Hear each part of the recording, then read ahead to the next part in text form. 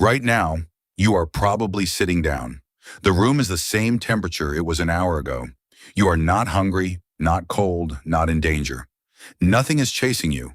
And yet, somewhere underneath all of that comfort, your brain is quietly bored, restless, faintly dissatisfied. Why? Here's the strange part. You were not built for this.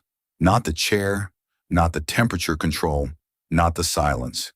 For nearly the entire history of your species, comfort like this simply did not exist. And the brain sitting in your skull right now was shaped almost entirely by a world that looked nothing like the one you live in. So when you feel that low hum of restlessness on an ordinary, easy day, you are not malfunctioning. You are listening to a very old voice that has no idea it's safe. Let's go back. Not centuries, hundreds of thousands of years. For most of that time, your ancestors lived in small, mobile groups, rarely staying in one place for long. There was no thermostat, no refrigerator, no streetlight holding back the dark. Comfort, when it came, was brief and earned. A full stomach after a hunt, a fire after a cold night, a moment of rest after danger had passed. The body was built around scarcity, not abundance, around effort, not ease.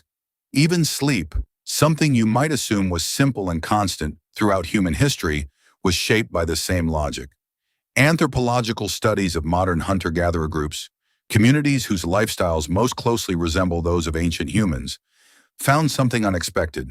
They don't sleep in one long, comfortable block the way industrialized humans often try to. They wake during the night. They doze near a fire. They rest in short stretches, alert enough to respond if something moves in the dark. Comfort, even in sleep, was never meant to be total.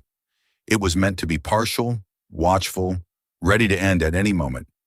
Anthropologist Sarah Hrdy has spent decades studying how human cooperation and stress responses evolved in environments defined by unpredictability.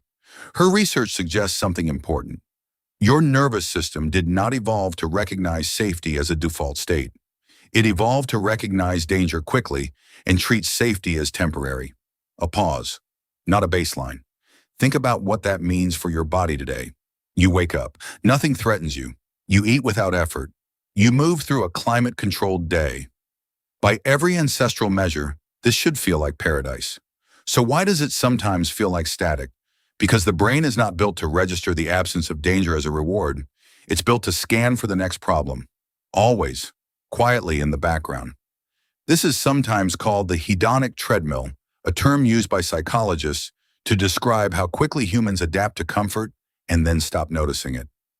You get the easier job, the nicer apartment, the faster phone, and within weeks it stops registering as good.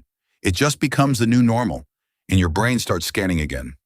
Psychologist Daniel Gilbert has spent years researching this exact pattern, the way the mind adjusts to almost any condition, good or bad, and then resets its expectations around it. People who win the lottery report similar happiness levels a year later to people who didn't. People who become paralyzed often report similar life satisfaction within 2 years to people who didn't. The mind does not stay impressed by comfort. It moves past it, quickly, quietly, permanently. Now picture your ancestors again. Imagine a small group walking across open grassland 60,000 years ago.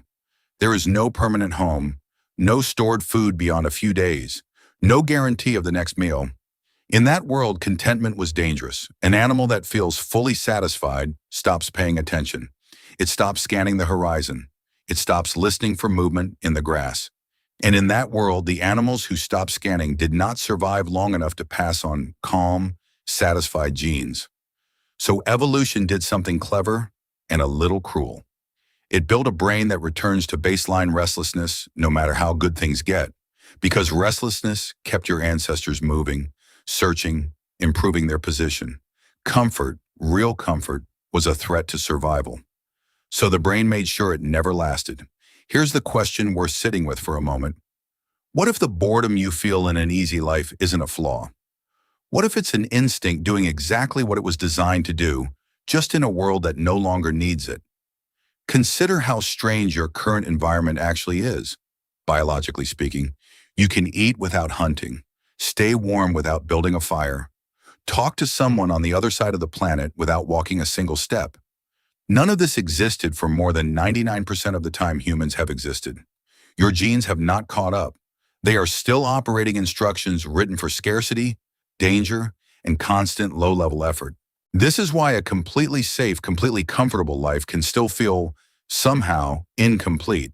Not because something is wrong with you, but because your internal alarm system has nothing left to alert you to, and it doesn't know how to switch off. It just lowers the threshold. Suddenly, a slow internet connection feels like a crisis. A minor inconvenience triggers a disproportionate response. The system that once watched for predators is now watching for anything, because anything is better than nothing to watch for. Researchers studying what's known as evolutionary mismatch describe this exact gap, the space between the environment your body expects and the environment you actually live in. Your stress response still floods you with cortisol over a delayed email reply. Your appetite still craves calorie-dense food as if scarcity might return tomorrow. Your attention still searches for threat in rooms that contain no threat at all. The hardware is ancient. The environment changed in the blink of an evolutionary eye. Now here's the twist. This mismatch isn't only about discomfort. It might explain something deeper. Why humans are drawn to struggle even when they don't have to be. Why people climb mountains they didn't need to climb. Why people choose hard workouts over easy ones. Why audiences are drawn to stories about characters overcoming something rather than characters who already have everything. Psychologist Mihaly Csikszentmihalyi spent his career studying what he called flow, the state people enter when a task is difficult enough to demand full attention, but not so difficult it becomes overwhelming. His research found something almost paradoxical. People report their highest levels of satisfaction not during rest, but during effortful, slightly uncomfortable challenge, not despite the difficulty, because of it. This lines up perfectly with what your ancestors needed. A brain that feels best when slightly stretched, slightly tested, slightly uncertain.